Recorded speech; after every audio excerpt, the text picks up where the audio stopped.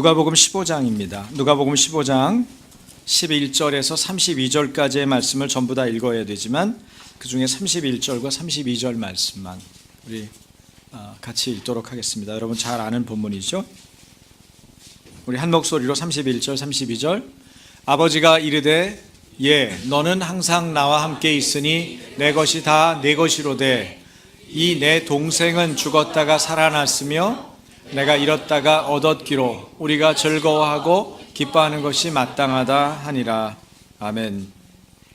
예배를 잘 참여하실 수 있는 좋은 방법이 하나 있는데요. 그것은 여러분 이제 저희가 카톡으로 미리 그 주에 설교할 본문의 말씀을 보내드리잖아요. 보내드리면 그 본문만이 아니라 그 본문이 해당되어 있는 성경의 장을 읽는 것입니다. 그러니까 누가복음 15장 11절에서 32절 그랬으면 누가복음 15장 전체를 읽으시는 거예요. 이게 누구한테 한 얘기지? 왜 했지? 어떤 배경 속에서 이야기가 된 거지? 하고 시간 날 때 반복해서 읽으시는 겁니다.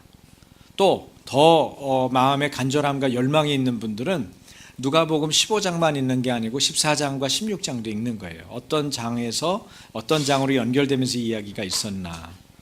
더 좋은 건 뭘까요? 누가복음 전체를 한번 통독하는 거죠.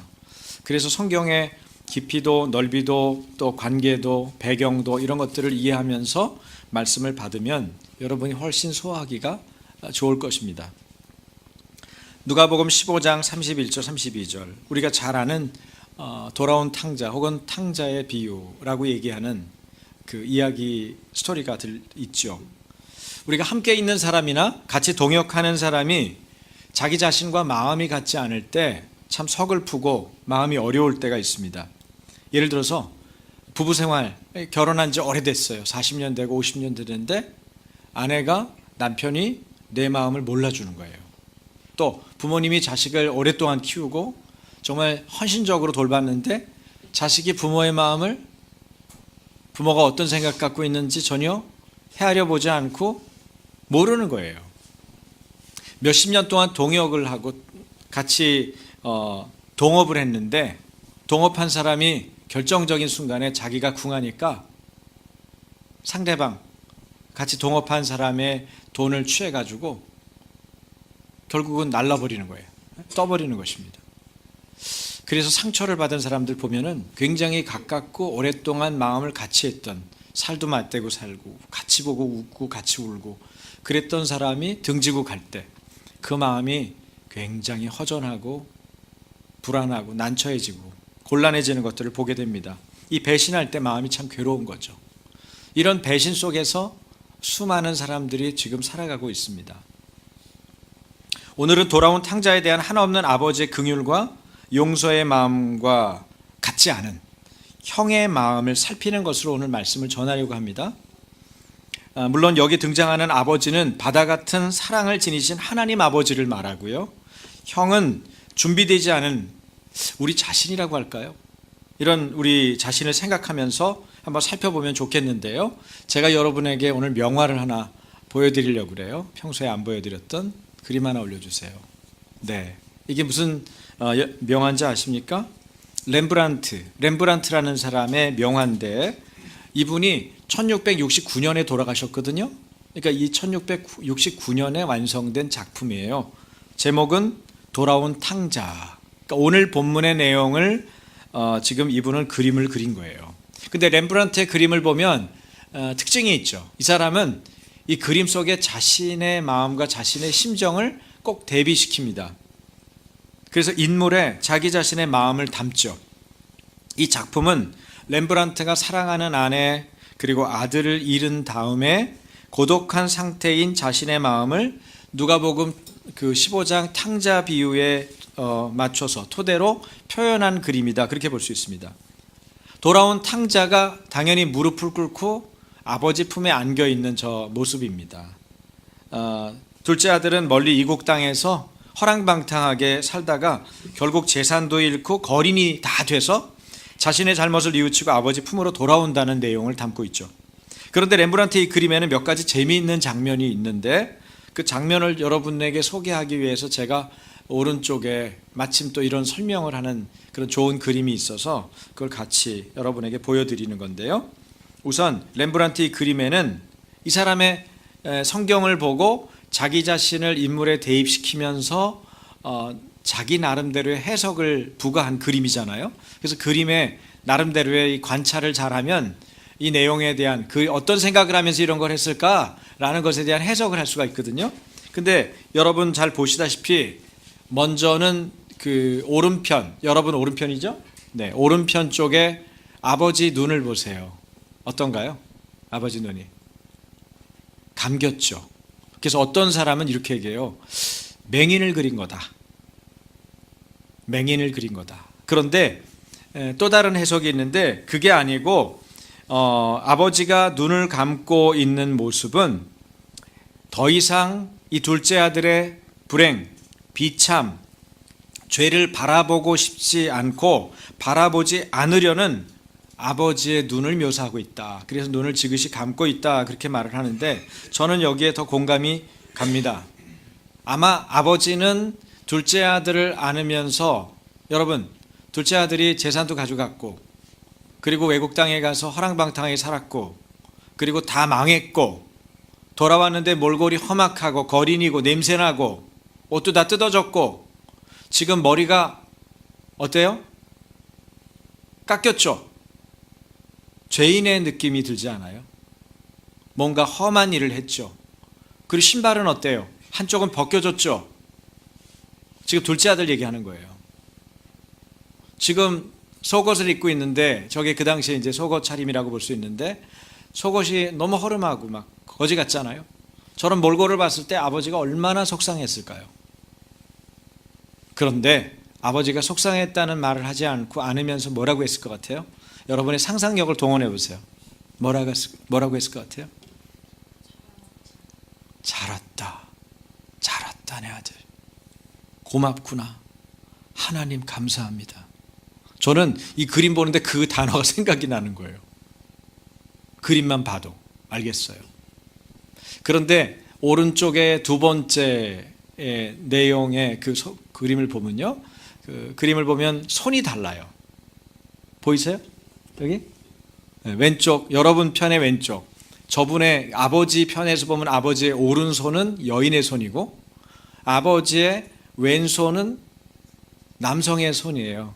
왜 이렇게 렘브란트는 두 개의 손을 다른 손을 그려놨을까? 그것은 아버지가 아이를 안을 때 둘째 아들이 돌아온 둘째 아들을 안았을 때 그 자유로운 마음, 따뜻한 사랑 이것과 함께 아빠의 그 세월 속에 강인하게 버텨왔던 아빠의 묵직한 손도 함께 있지 않았겠는가 그런 것들을 보여주고 있죠. 그래서 왼손은 남자의 손, 오른손은 매끈한 여자의 손인데 강인하고 곧은 아버지의 성정과 어머니의 온화한 부드러움이 함께 담겨 있는 거다. 그리고 이런 그림을 통해서 보여주려고 했던 거는 절대적인 자애, 조건 없는 사랑, 영원한 용서와 같은 하나님의 성품을 보여주려고 렘브란트가 이렇게 그렸을 거다. 그렇게 보여줍니다. 근데 아버지가 꽤 좋은 옷을 입고 계시죠. 우리 뭐 성경의 장면에서도 이 가정이 꽤 부유한 가정이라는 건 짐작할 수 있잖아요.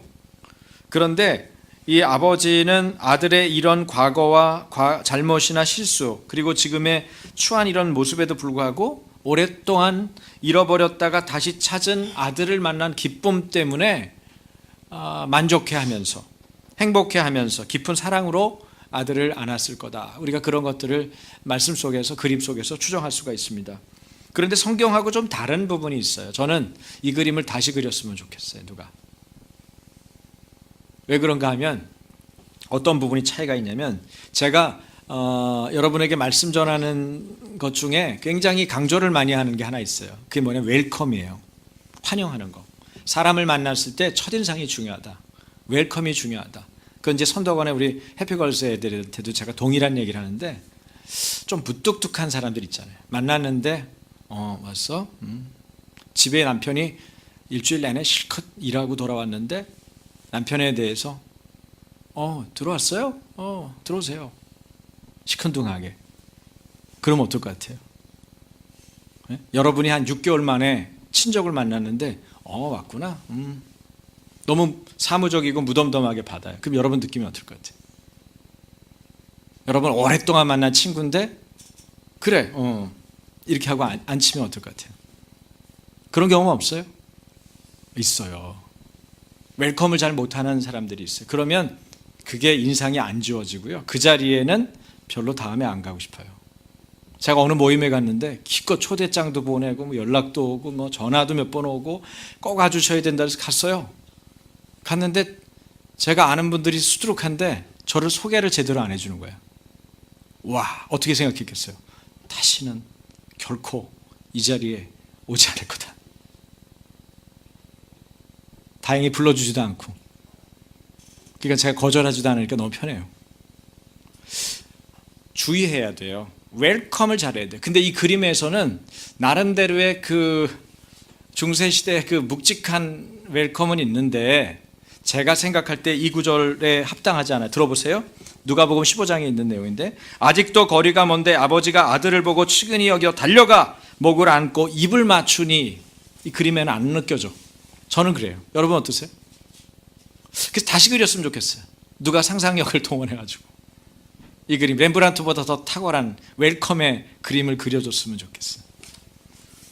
여러분의 마음에 그 그림을 그리십시오. 렘브란트는 본인 처지나 이런 걸 생각하느라고 아마 그걸 못 그렸든지 그 시대상의 웰컴의 느낌이 저런 식의 느낌이었기 때문에 어떻게 해보질 못했거나 그랬겠지만 성경이 묘사하는 웰컴은 달랐겠다. 사람들이 죄를 짓고 잘못을 저지르고 무언가 다른 사람에게 나는 이제 환영받지 못할 거다 그렇게 생각을 하면 스스로 생각하기를 이제 난 틀렸어. 이제 하나님께 난 돌아갈 수 없을 거야. 여기 둘째 아들도 뭐라 그러냐면요. 이렇게 얘기하죠. 내가 아버지께로 돌아갈 수가 없다. 아버지께 돌아간다 하더라도 이제 나는 아들이 아니고 품꾼의 자격으로, 품꾼의 위치로, 품꾼의 지위로 가겠다. 그런 뉘앙스와 느낌을 주잖아요. 여러분은 어떠세요? 여러분이 만약에 아침 교회를 떠났어요. 안 그러길 원하고 한 분도 그런 분이 안 계시길 바라지만 뭔지 모르지만 이유가 여러분이 교회에서 서운한 일이 있었거나 개인적인 어려움 때문에 교회를 떠난 거죠. 1년이 지나고 2년이 지나고 3년이 지나고 5년이 지나고 10년이 지났어요. 이제 아침교회 식구들도 많이 바뀌었어요. 물론 기존의 멤버들은 리더가 돼서 있고요. 근데 여러분이 계속 교회가 그리운 거예요. 그래서 교회를 찾다가 어디로 왔냐면 아침교회로 돌아온 거예요. 지금 보니까 현장 못 따라간 분이 많아요. 지금 10년 갔다 온 분이 아니라 열흘도 지금 안 갔다 온 분이 많거든요. 그러면 여러분이 메시지가 안 느껴질 거예요. 제가 묘사를 잘 못했거나. 자, 나갔다 들어왔어요. 어떤 환영을 받았으면 좋겠어요? 어떤 웰컴? 소리 막 질러요? 성만 형제님? 어떻게? 어떤 환영을 받고 싶으세요? 그래도 조용히 와서 창피하니까 조용히 와서 잘했어 이렇게 오네요? 아니면 어떤 환영? 난 누가 와서 나 안으면서 울어줬으면 좋겠어요. 너무 기쁘다고. 여러분은요? 그죠? 그런 사람 하나 있으면 좋지 않겠어요? 수많은 사람들이 죽음의 순간에 이렇게 말을 한대잖아요. 나를 잊지 마세요. 심지어는 헤어지는 연인들한테 이제 나를 다시 기억하지 마 그렇게 말하지만 속마음은 어때요? 나를 기억하지 마요? 나를 꼭 기억해 줘. 그 얘기잖아요. 사람은 누군가의 가슴에서 잊혀지지 않고 기억되길 원합니다. 특별히 자신의 부모로부터 누군가 변함없는 사랑을 받고 싶어 해요. 근데 그 사랑을 표현하는 법이 우리한테 익숙치 않아요. 노력해야 됩니다. 많이 노력해야 돼요. 우리 장정훈 집사님 칭찬 한번 할까요? 장정훈 장집사님이 요새 위에 올라가서 예과학교에서 교사를 하잖아요. 근데 저분이 아주 좋은 장점이 하나 있어요. 애들을 보면 흥분해가지고 막 소리가 고음으로 계속 놀아요. 막 이뻐가지고 그래 서윤아 너무 좋다. 서윤아 너무 잘하는데 잘한다. 예, 제가 약간밖에 흉내를 못 낸 거예요. 이거보다 한 10배쯤. 그래서 내가 장 선생님 좀 조용히 좀 해. 내 정신이 하나도 없어. 말은 그렇게 했는데 속으로는 당신은 진짜 예과학교의 교사답다. 애들이 그걸 원해서 이거 보세요. 이거 보세요. 제가 이거 그렸어요. 저희가 볼 때는 그냥 그런 그림이에요. 엄마 아빠한테 죄송하지만 그냥 그런 그림이에요. 그냥 색연필로 한 2개 이렇게 칠한 거 이렇게 보여주는 거예요. 근데 그래, 잘했구나 이렇게 말하는 선생님이 아니고 그래 너무 잘했다 이렇게 말해주는 선생님이 필요해요. 여러분은 그걸 원하지 않으세요? 저는 원해요. 저는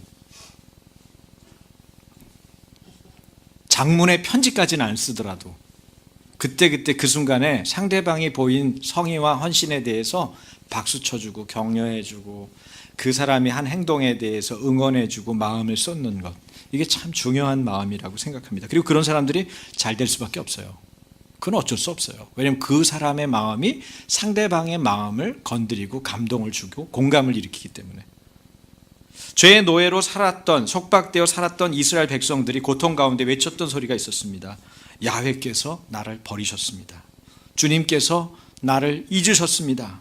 여러분, 여러분에게 닥친 절망적인 어떤 상황이 벌어지면, 그토록 오랫동안 사랑했던 사람이 헤어지게 됐다든지, 아니면 먼저 하나님의 부르심을 받았다든지, 여러분이 뜻하지 않은 엄청난 사건들을 만났다든지, 그랬을 때 우리는 이 생각을 할 수밖에 없어요. 예수를 안 믿는 사람도 이런 얘기를 해요. 하나님이 날 버렸다. 하나님이 나를 기억하지 않는다. 이런 말을 하는 거예요.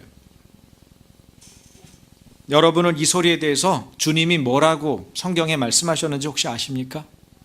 성경에 하나님이 이것에 대해서 말하신 내용이 있어요. 이사야 49장 15절 16절 큰 목소리로 같이 읽겠습니다. 여인이 어찌 그 젖먹는 자식을 잊겠으며 자기 태에서 난 아들을 긍휼히 여기지 않겠느냐. 그들은 혹시 잊을지라도 나는 너를 잊지 아니할 것이라. 내가 너를 내 손바닥에 새겼다. 여러분 손바닥 보세요. 누구 새겨놨어요? 없죠? 하나님 손바닥엔 여러분 이름이 있어요. 할렐루야. 그거를 잘 기억하고 믿고 의지하는 게 중요해요. 여러분이 마음이 흔들리는 순간, 외롭고 고독하고 힘들고 어떻게 해보지 못할 순간에 이렇게 얘기하세요. 내 이름은 적어도 하나님 손바닥에는 새겨져 있다. 그걸 말하실 수 있으면 일어설 수 있어요. 여러분, 여러분의 우울증에 대해서 제가 책임져 줄 수 없습니다. 많은 사람이 우울증 때문에 먼저 가거든요. 근데 여러분을 제가 도울 수 없어요. 여러분의 절망적인 순간에 제가 일으켜 세울 수 없어요. 목살에도 눈치 못 챌 때도 있고 알아주지 못할 때도 있어요. 그러나 여러분이 이 말씀 하나만 기억한다면 언제든지 다시 일어설 것입니다. 주님의 손바닥에는 여러분의 이름이 귀하게 새겨져 있습니다. 이사야 49장 16절의 말씀이에요. 꼭 기억하고 여러분 잊지 마십시오. 부모가 잊어도 나는 안 잊겠다는 거예요. 여러분, 이 말씀은요 얼마나 제가 기쁜지 몰라요. 왜냐하면 우리 생각 속에 사람은 나를 잊을 것 같다는 그런 두려움이 있거든요. 그런 불안함이 있어요. 그런 애절함이 있어요. 고아원에 있는 친구들한테 무슨 얘기를 하겠어요? 엄마 아빠 안 계시고 엄마 아빠가 있어도 소용도 없다 그러면, 그렇죠? 그런데 이 얘기를 할 수 있어요. 혹시 잊었어도, 너를 기억하지 못해도 나는 너희를 잊지 않았고 손바닥에 새겼다. 주님은 변함없는 사랑으로 영원한 자비로 아침마다 새로운 신실하신 인자와 긍휼로 우리에게 다가오십니다. 그런데 우리는 어떤가입니다. 누가복음 24장 45절의 말씀에 의하면 부활하신 그리스도께서 제자의 마음을 여셨어요. 성경을 깨닫게 하시기 위해서입니다. 마음 열고 듣고 주신 말씀인 성경을 깨닫지 않고는 결코 예수님과 같은 마음, 같은 비전을 가질 수가 없죠. 그리스도께서 제자들에게 말씀하셨습니다. 누가복음 24장 46절 47절 우리 형제님들만 읽으세요. 시작. 그리스도가 고난을 받고 제3일에 죽은 자 가운데서 살아날 것과 또 그의 이름으로 죄사함을 받게 하는 회개가 예루살렘에서 시작하여 모든 족속에게 전파될 것이다. 그리스도는 그리스도의 이름으로 회개와 용서의 메시지를 어디까지? 예루살렘에서 시작하여 모든 족속에게, 다시 말하면 세상 모든 민족에게 선포하라는 사명을 제자들에게 부활하셔서 주신 거예요. 그 사명을. 이 제자의 사명은 동시에 지금 오늘날 여기 살고 있는 우리에게도 주신 것이기도 합니다. 믿으세요? 그렇습니다. 왜냐하면 우리도 제자의 제자이기 때문에. 같은 제자예요, 예수님의. 오늘의 교회가 마땅히 감당해야 될 그런 사업입니다. 무엇? 회개와 용서 말입니다. 회개와 용서 없이는 교회는 세상을 섬길 수도 없고 당당히 이길 수도 없죠. 회개와 용서는 세상적인 생각으로 볼 때는 어리석어 보이고 한심해 보이지만 가장 강력한 하늘의 방법이에요. 그래서 예수님이 부활하신 후에 마음을 열어주시고 그 다음에 성경 말씀을 깨닫게 하신 거죠. 이 메시지는 명목상의 교인들에게는 인기가 없을 만한 소리입니다. 대부분의 청중들은 주목하지도 않을 메시지입니다. 그러나 여러분 잘 들어보세요. 겁장이었던 베드로가 성령을 받은 후 오순절에 담대하게 했던 설교에서 예루살렘에 있는 군중들, 회중들은 어떻게 반응을 했는지 아십니까? 이렇게 반응했어요. 제가 무엇을 해야 합니까? 어찌 해야 할까요? 말씀이 찔리니까. 하나님의 말씀, 회개하라는 말씀이, 죄사함에 대한 말씀이 가슴팍을 찌르기 때문에 그때 반응한 건 내가 어떻게 해야 합니까? 무엇을 해야 합니까? 라고 반응하게 된 거예요. 그때 베드로는 이렇게 말하죠. 38절부터 같이 회개하십시오. 그리고 여러분은 각각 예수 그리스도의 이름으로 세례를 받고 죄 용서함을 받으십시오. 그러면 성령을 선물로 받을 것입니다. 이 약속은 여러분과 여러분의 자녀와 또 멀리 떨어져 있는 모든 사람들, 곧 주 우리 하나님께서 부르시는 사람 모두에게 주신 것입니다. 베드로는 이 밖에도 많은 말로 증언하고 잘못된 세대로부터 구원을 받으라고 그들에게 권하였습니다. 네. 우리 안에 용서와 회개에 대한 마음, 이것이 너무나 중요해서 베드로는 회개와 용서를 선포했습니다. 자기가 성령을 받은 직후에 이 겁쟁이 베드로가 완전히 달라져서 첫 번째 선포한 첫 번째 설교 메시지가 뭐예요? 회개와 용서에 대한 메시지를 한 거예요. 주님을 대면할 때 우리는 회개하게 되고 죄사함의 용서가 임합니다. 그리스도 안에서 새 사람이 되는 것이죠. 그때 우리가 회개할 때 상쾌함 속에 자유가 임하는 거예요.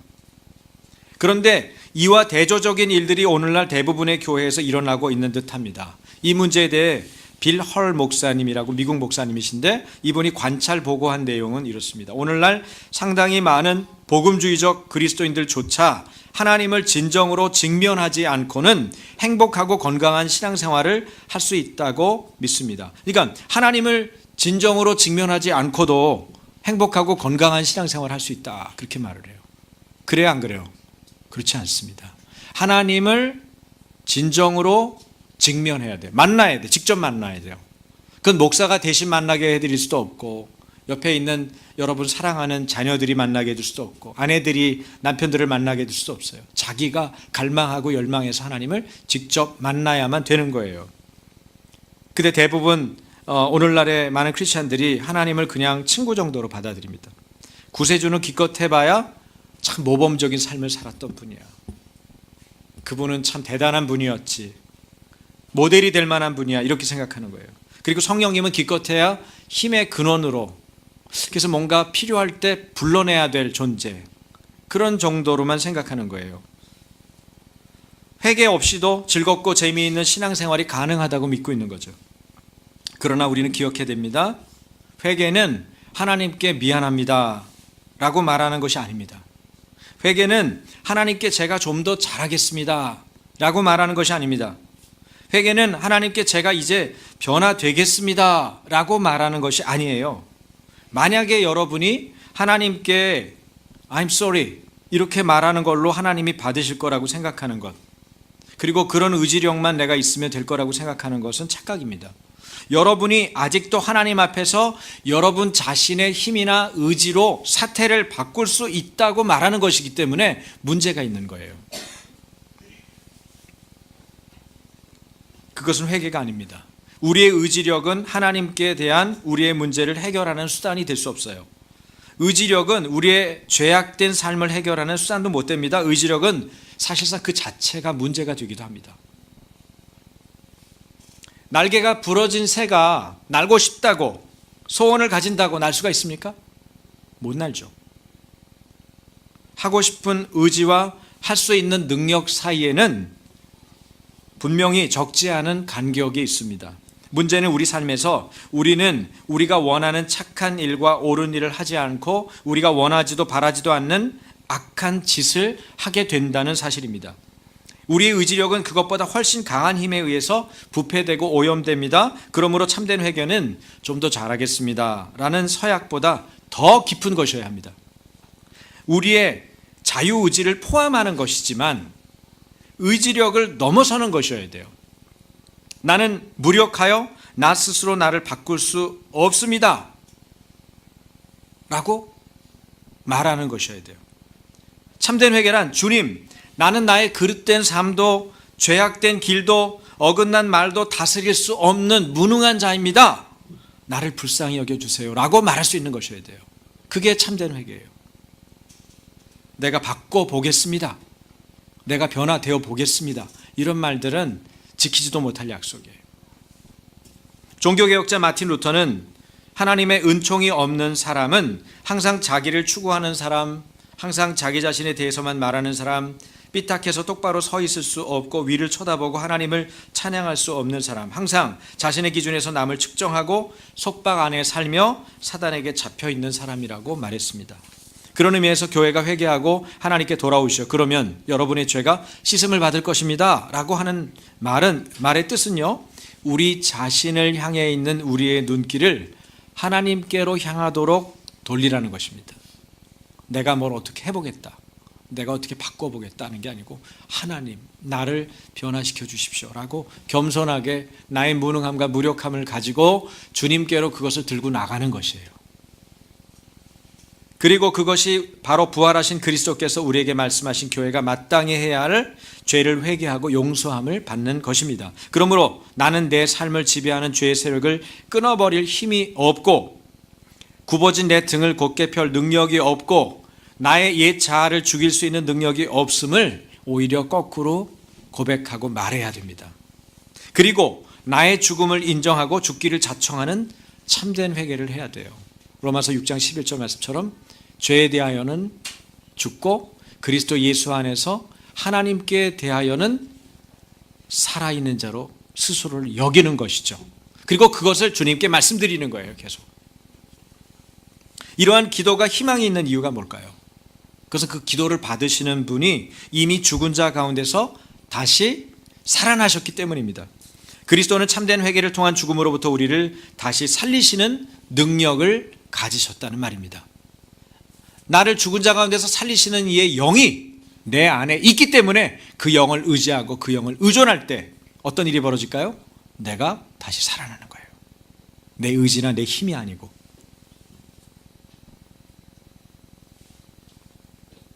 그러니 회개하십시다. 우리가 죄에 대하여 죽은 자임을 밝히십시다. 그러면 자비롭고 의로우신 주님께서 우리를 죽은 자 가운데서 일으켜 주실 것입니다. 러시아의 양심으로 불리며 윤리와 정의를 추구하는 문학적 노력을 한 공로로 1970년 노벨 문학상 수상한 분이 있어요. 알렉산더 솔제니친이라는 분인데 이분은 이렇게 회상했습니다. 약 반세기 전 어렸을 적에 나는 러시아를 덮쳐 몰락하게 만든 커다란 재앙, 러시아 혁명을 말하죠. 이 커다란 재앙에 대한 이유를 나이 드신 어른들로부터 종종 들었습니다. 사람들이 하나님을 잊어버렸기 때문에 이런 일들이 일어난 것이야 하던 한숨 짓던 노인들의 말씀이었습니다. 그 이후로 지난 50년간 나는 러시아 혁명사에 대해 연구해 왔습니다. 그 과정에서 나는 수백 권의 책들을 탐독했고 수백 명의 증인들을 찾아 증언을 들었습니다. 그리고 나는 러시아 혁명이 남긴 잿더미와 잔해들을 정리하는데 8권이나 되는 책들을 저술했습니다. 그러나 오늘날 누군가 나에게 6천만 명이나 되는 우리 백성을 삼키고 간 처절한 러시아 혁명의 주요 원인에 대해서 간결하게 말해달라는 부탁을 한다면 다음과 같은 말을 반복하는 것 외에 더 정확하고 나은 표현은 없다고 믿습니다. 사람들이 하나님을 잊어버렸습니다. 그래서 이 모든 일들이 일어난 것입니다. 하나님 없는 삶이야말로 수용소로 가는 첫걸음이었습니다. 솔제니친은 계속해서 말합니다. 우리 시대가 현재 앓고 있는 근본적인 병이 무엇이냐고 누군가가 물어오면 반복해서 말할 것입니다. 사람들이 하나님을 잊어버렸습니다. 잊었습니다. 바로 그것이죠.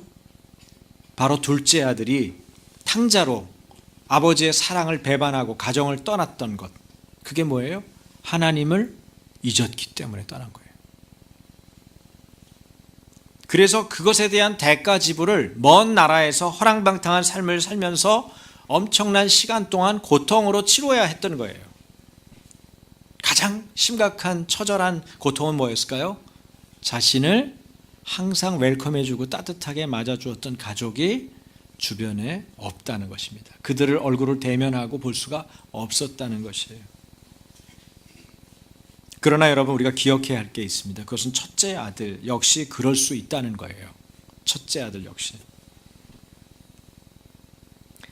하나님 아버지가 돌아온 둘째 아들에 대하여 회개하고 용서하는 기쁨에 있었던 반면에 형이었던 그는 그 아버지의 기쁨에 동참할 수가 없다는 것을 우리는 볼 수가 있어요. 이 본문에서. 이것이 문제입니다.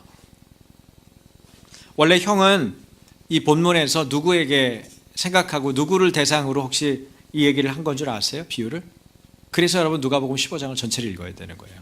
누가복음 15장 초반에 보면 이것이 서기관들과 바리새인들에게 한 얘기라는 것을 우리는 알 수가 있습니다. 이들은 어떤 사람들입니까? 하나님의 말씀, 율법을 순종하느라고 율법을 무진장 에너지를 써서 지키고 자기를 단속하고 절제하고 금욕하고 자기 물질을 떼놓고 다른 사람을 구제하고 심지어는 밥을 걸러가고 금식하면서까지 지키는 정말 철저한 순종주의자들, 믿음의 길을 가려고 몸부림치는 사람들이죠. 그런데 그 율법의 순종을 따라오지 못하는, 율법을 따라오지 못하고 지키지 않는 세리, 죄인들을 볼 때는 그들에 대해서는 받아들일 마음이 없는 거예요. 아버지의 마음이 부재했던 것입니다. 아버지의 기쁨에 그래서 참여할 수가 없는 거죠. 어쨌든 이 형의 마음은 결코 아버지의 마음에, 아버지의 기쁨에 동참할 수 없는 상태로 놓여 있었습니다. 그런데 가만히 보세요. 형의 마음속에는 하나님을 잘 기억하고 있는지, 성실하게 늘 아버지 곁에 있었습니다. 부지런히 나가서 밭일도 논일도 했습니다. 그러나 아버지와 같은 마음은 갖지 못했습니다. 아버지의 마음을 잊은 채 사랑 없이 성실히 일했을 따름입니다. 그렇기 때문에 못마땅한 삶을 살았죠. 이 형이 불평하는 것 중에 하나가 이거예요. 동생이 돌아오니까 아버지가 뭘 했어요? 좋은 옷을 입히고 가락지를 끼우고 어떻게 했어요? 예? 목욕시키고 그런 얘기 없어요. 앞에 얘기 없고 그냥 바로 제일 좋은 옷을 입히고 가락지를 끼운다는 것은 신분을 말하는 거예요. 넌 여전히 내 아들이다. 예? 그리고 뭘 해요? 잔치를 벌려요. 뭘 잡았어요? 송아지를 잡았어요. 송아지는 여러분 비싼 거잖아요. 아무 때나 잔치할 때 송아지 잡지는 않거든요. 씨암탉 정도 잡아줬겠지 보통. 근데 송아지를 잡았어요. 사람들을 불렀어요. 내 아들이 돌아왔다. 죽었다가 살아난, 잃었다가 다시 되찾게 된 내 아들이 돌아왔다. 잔치를 벌리자. 그리고 하는 거예요. 근데 여러분 누가복음 15장에 보면 계속 잃은 것에 대한 이야기가 나오잖아요. 100마리 양 중에 한 마리 양을 잊었죠. 그 다음에 10드라크마에서 하나의 드라크마를 잃었죠. 한 여인 나오죠. 근데 거기서 우선 100마리 양에서 한 마리 양을 되찾아온, 예? 우리 명화나 성화 같은 데 보면 절벽 같은 데서 목자가 이렇게 끌어당기면서 양을 건져내서 또 들쳐 메고 와서, 자, 양 한 마리 잡았는데 양보다 더 비싼 값을 치르면서 잔치를 하죠. 그 얘기가 나와요. 10드라크마에서 한 드라크마를 찾았거든요. 지금으로 치면 한 사람의, 한 장정의 하루 품삯 정도 되는 돈인데 그거를 찾았다고? 그럼 10만 원으로 치자고. 근데 10만 원짜리 하나 찾았다고? 어떻게 해요? 잔치를 벌려서 몇십만 원짜리, 100만 원짜리 잔치를 벌려요. 내가 이거 찾았다고. 여러분 좀 과장된 표현 같지 않아요? 뭘 말하는 걸까요? 그 찾은 것에 대한, 찾으려고 했던 그 사람의 간절한 열망, 그리고 찾은 것에 대한 그 말할 수 없는 놀라운 기쁨, 이것을 얘기하는 거예요. 그런데 여러분 그때 그 사람들의 주변 사람들이 안 보이나요? 그 사람들의 양 같은 경우야 99마리 양이 그러면서 왜 저 하나 데려왔다고 나를 잔치를 하는 거야 이러진 않았겠지. 양은 그죠? 10드라마카 중에 한 드라크마를 찾았을 때 잔치를 벌일 때 그 잔치를 벌린 여인 옆에 있던 아무개가 그거 하나 찾으면 너무 좋으면 그거 잘 쓰면 되지 왜 그거를 가지고 잔치를 벌려서 다른 사람까지 다 먹여. 좀 너무 과하다. 그런 사람 말소리 안 들리세요? 그 본문에서? 지금 둘째 아들, 자 종들 중에서 첫째 아들 부추기는 하인이 떠벌리는 얘기 혹시 안 들립니까? 당신이 뭐 있을 때는 아무것도 안 해줬는데, 그죠? 떡볶이 한 그릇도 안 해주셨잖아요, 아버님이. 지금 이 부안의 동안 형이 뭐라 그래요? 내 친구들하고 내가 실컷 일하고 막 이랬을 때도 내 친구들 불러서 아버지가 염소 한 마리 잡았어요?